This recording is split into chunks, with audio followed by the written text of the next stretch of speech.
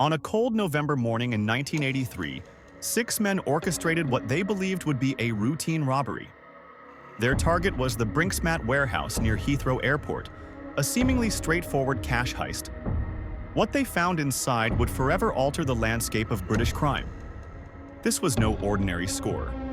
It was a discovery that would unleash a torrent of greed, violence, and a chilling legacy. The events of that day would ripple through decades, leaving a trail of death and unanswered questions. The plan was simple, relying on an inside man, security guard Anthony Black. He provided the robbers with crucial information and access. The gang, led by Mickey McAvoy and Brian Robinson, anticipated finding around £3 million in cash. They gained entry with relative ease, overpowering the other security personnel. The guards were bound and threatened, forced to reveal the vault combinations. The robbers were confident, expecting a quick and profitable exit. As the vault doors swung open, the gang was met with an astonishing sight. Instead of bundles of cash, they found 3 tons of pure gold bullion in 6,800 bars. The gold was being stored overnight and was to be transported to Hong Kong the following day. The sheer scale of the discovery was overwhelming. This was far more valuable than any cash they had imagined. The initial plan for a quick getaway suddenly became infinitely more complex and dangerous. The robbers quickly adapted, loading the gold onto their waiting Ford Transit van. They also took diamonds and travelers' checks, adding to their colossal haul.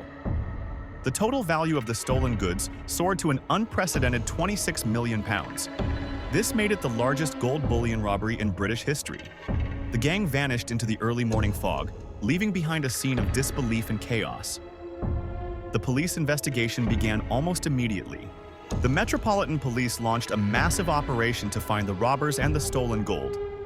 However, they faced an enormous challenge, tracking down an immense quantity of gold that could easily be melted and disguised. The sheer volume of the loot made it difficult to hide. Detectives knew that moving and selling such a vast amount of gold would require a sophisticated network. They focused on known criminal figures and their associates. The pressure to recover the stolen assets was immense. The stolen gold quickly entered the criminal underworld, where it began its transformation. Kenneth Noy, a notorious fence and money launderer, became instrumental in its disposal. He orchestrated the melting down of the bullion. The gold was mixed with copper to alter its purity, making it harder to trace. It was then recast into new ingots and sold through legitimate channels. This intricate process allowed the stolen wealth to slowly seep into the legal economy. Mickey McAvoy and Brian Robinson were soon apprehended and convicted for their roles in the robbery. They received lengthy prison sentences. However, the vast majority of the gold remained unrecovered. Kenneth Noy, despite being under intense police surveillance, initially evaded conviction for the gold laundering. He was a master of deception, always one step ahead. His involvement would prove to be particularly deadly. The Brinksmat gold became known as the curse. Many individuals connected to the stolen bullion met violent ends. It seemed the immense wealth brought only misfortune and death to those who touched it. More than 20 people associated with the robbery or its proceeds were murdered. These deaths were often brutal, stemming from disputes over shares of the gold or attempts to recover it. The curse was a chilling reality. One of the most infamous figures linked to the gold was John Palmer, a notorious gold dealer.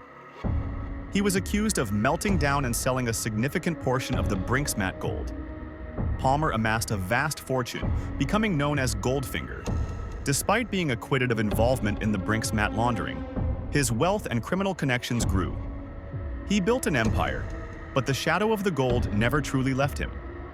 His eventual murder in 2015 was widely believed to be connected to the robbery.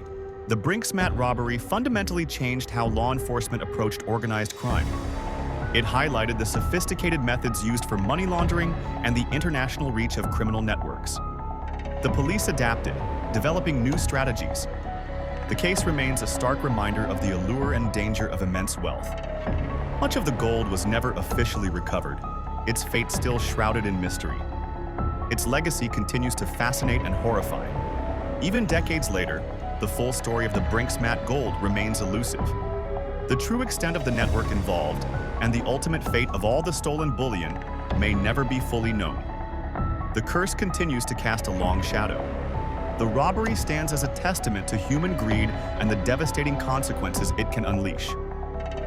It is a chilling chapter in true crime history, a tale of a golden haul that brought only death and despair.